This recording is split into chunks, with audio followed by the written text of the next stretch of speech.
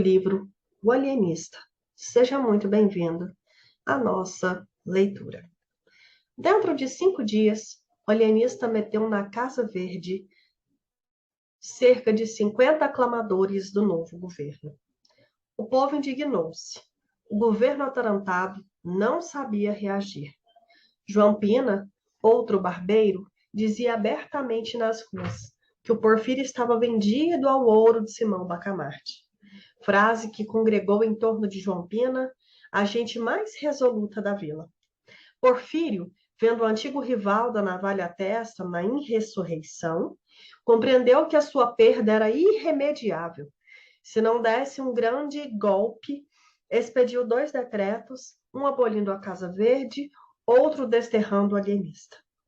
João Pina mostrou claramente, com grandes frases, que o ato de Porfírio era um simples aparato, um engodo, em que o povo não devia crer. 2 horas depois, caía Porfírio. Ignominiosamente, e João Pina assumia a difícil tarefa do governo. Como achasse nas gavetas as minutas da proclamação, da exposição ao vice-rei e de outros atos inaugurais do governo anterior, deu-se pressa em os fazer copiar e expedir. Acrescentaram os cronistas, e aliás subentende-se, que ele lhes mudou os nomes. E o outro barbeiro falara de uma câmara corrupta. Falou este de um intruso, eivado das más doutrinas francesas e contrário aos sacrossantos interesses de sua majestade, etc. Nisto, entrou na vila uma força mandada pelo vice-rei e restabeleceu a ordem. O alienista exigiu desde logo a entrada do barbeiro Porfírio, e bem assim, a de uns 50 e tantos indivíduos que declarou menticaptos, e não só lhe deram esses, como afiançaram entregar-lhes mais 19 sequazes do barbeiro, que convalesciam das feridas apanhadas na primeira rebelião. Este ponto da crise de Itaguaí marca também o grau máximo da influência de Simão Bacamarte.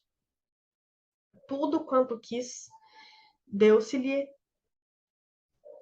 E uma das mais vivas provas do poder do ilustre médico a chamou-la na prontidão com que os vereadores, restituídos a seus lugares, consentiram em que Sebastião Freitas também fosse recolhido ao hospício.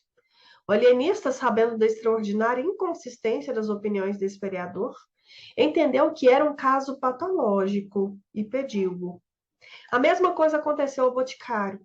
O alienista, desde que lhe falaram da momentânea adesão de Crispim Soares à rebelião dos canjicas, comparou-a à aprovação que sempre recebera dele, ainda na véspera, e mandou capturá-lo. Crispim Soares não negou o fato, mas explicou-se dizendo que cedera ao movimento de terror ao ver a rebelião triunfante, e deu como prova a ausência de nenhum outro aro seu, acrescentando que voltara logo à cama, doente.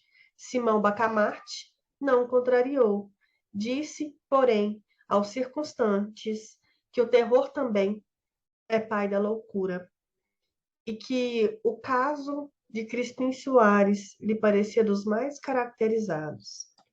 Mas a prova mais evidente da influência de Simão Bacamarte foi a docilidade com que a Câmara lhe entregou o próprio presidente. Este digno magistrado tinha declarado em plena sessão que não se contentava para lavá-la da afronta dos canjicas com menos de 30 muldes de sangue. Palavra que chegou aos ouvidos do alienista por boca do secretário da Câmara, entusiasmado de tamanha energia.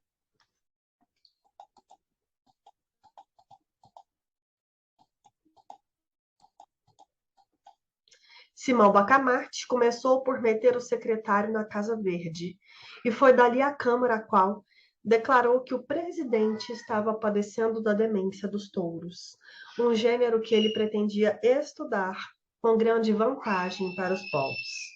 A Câmara, a princípio, hesitou, mas acabou cedendo. Daí em diante, Foi uma coleta desenfreada. Um homem não podia dar nascença ou curso à mais simples mentira do mundo, ainda daquelas que aproveitam o inventor ou divulgador, que não fosse logo metido na Casa Verde. Tudo era loucura. Os cultores de enigma, os fabricantes de charadas, de anagramas, os maldizentes, os curiosos da vida alheia, os que põem todo o seu cuidado na talufaria, um ou outro almopassé enfunado, ninguém escapava aos emissários do alienista. Ele respeitava as namoradas e não poupava as namoradeiras, dizendo que as primeiras cediam a um impulso natural e as segundas a um vício. Se um homem era avaro ou pródigo, ia do mesmo modo para a Casa Verde. Daí a alegação de que não havia regra para a completa sanidade mental.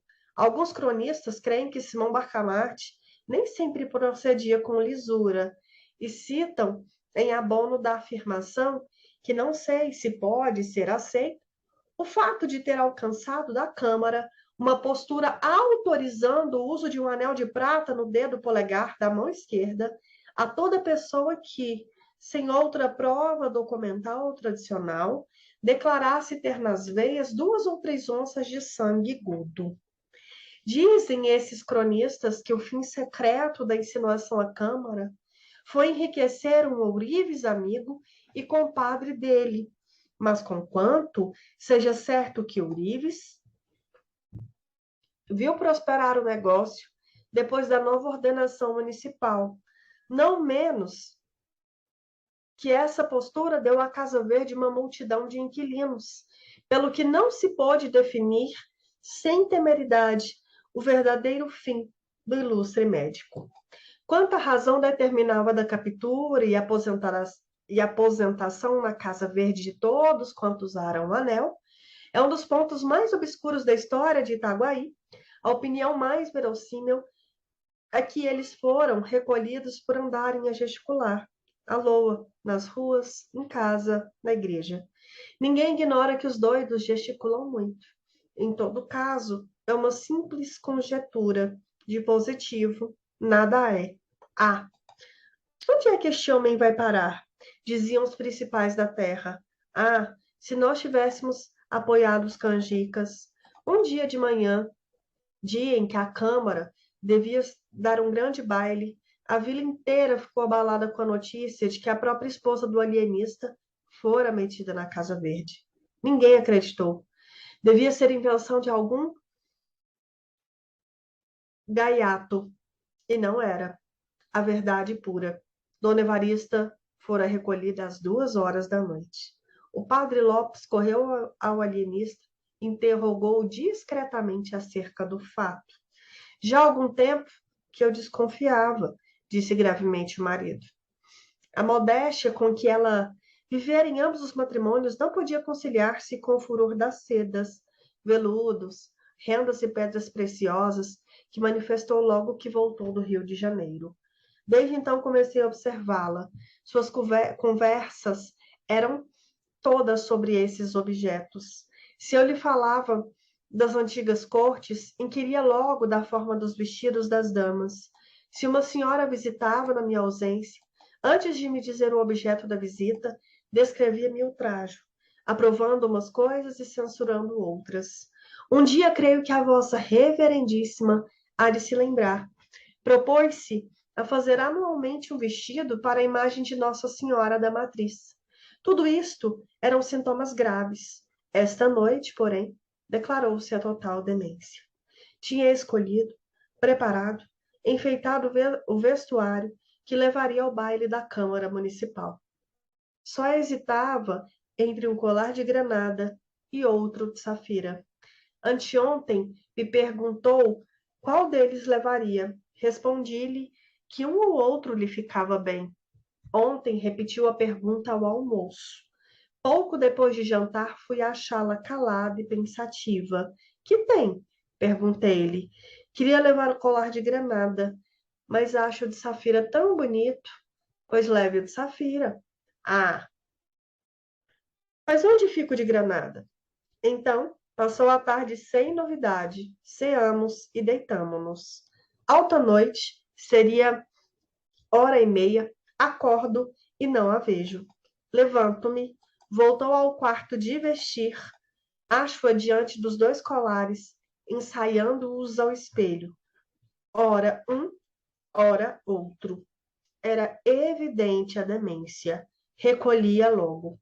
O padre Lopes não se satisfez com a resposta, mas não objetou nada. O alienista, porém, percebeu e explicou-lhe que o caso de Dona Evarista era de mania santuária, não incurável e, em todo caso, digno de estudo. Conto pô-la boa dentro de 6 semanas, concluiu ele, e a abnegação do ilustre médico deu-lhe grande relance. Conjecturas, invenções, desconfianças, tudo caiu por terra, desde que ele não duvidou recolher à Casa Verde a própria mulher, a quem amava com todas as forças da alma. Ninguém mais tinha o direito de resistir-lhe, menos ainda o de atribuir-lhes intuitos alheios à ciência. Era um grande homem austero, Hipócrates forrado de catão.